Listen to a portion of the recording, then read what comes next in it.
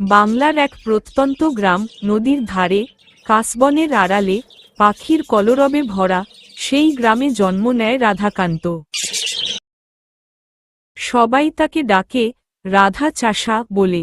জন্মের সঙ্গে সঙ্গেই যেন এক অভাব অনটনের দাগ তাকে ঘিরে ধরে।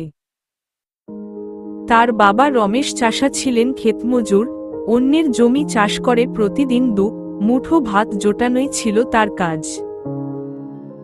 মা শেফালি দেবী ছিলেন গৃহস্থ, বাড়ির ভাতের হাঁড়ি পরিষ্কার করা, শুকনো বাসন মাজা ও গোয়াল ঘরে গরু ছাগলে খাবার দেওয়ার মতো কাজ করা এক দরিদ্র নারী। রাধার জীবন যেদিন থেকে শুরু, সেদিন থেকেই তার কানে অভাবের আর্তনাদ, ক্ষুধার হাহাকার, চোখে দেখেছে মায়ের জীর্ণ শাড়ি, বাবার পা ফাটা খুন্তির মতো হাতে লাঙল ধরা কষ্ট। তবে গ্রামের মানুষ সবসময় দুঃখী হয় না, তাদের আছে হাসি, আনন্দ, উৎসব, পাকা ধানের ঘ্রাণ, কুড়ে ঘরের দরজায় সন্ধ্যার আলোর দ্বীপ, যা দরিদ্রতা সত্ত্বেও মানুষকে বেঁচে থাকতে শেখায়।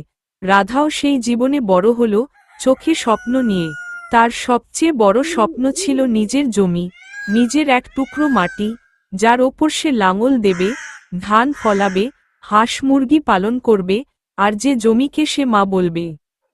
সে রাতে আকাশের দিকে তাকিয়ে মনের কথা বলতো, হে ভগবান, তুমি যদি আমাকে একটু জমি দাও, আমি সারা জীবন চাষ করব, বাবা মাকে সুখে রাখ। রাধার বয়স যখন মাত্র 12, তখনই তার বাবা অসুখে পড়লেন।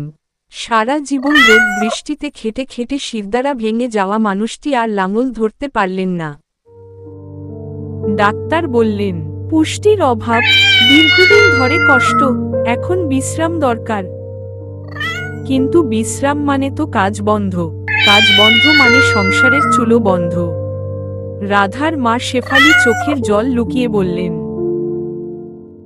হে কৃষ্ণ, কি করে আমার সংসার চলবে?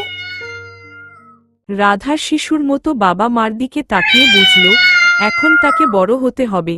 শিশু রাধা সেই দিনই সিদ্ধান্ত নিল, এখন থেকে সে কাজ করবে।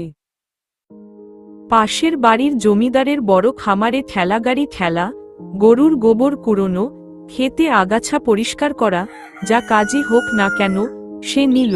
দিনে মজুরি ছিল 3 টাকা, কখনো কখনো তার চেয়েও কম। মনের মধ্যে সে কেবল একটা কথাই ভাবত, আমি এখন ছোট, কিন্তু একদিন আমি বড় হব, আমার নিজের জমি হবে। আমার ভিডিওগুলো ভালো লাগলে চ্যানেলটা সাবস্ক্রাইব করুন আর পাশে থাকা বেল আইকন অল করে দিন। দেখার জন্য ধন্যবাদ।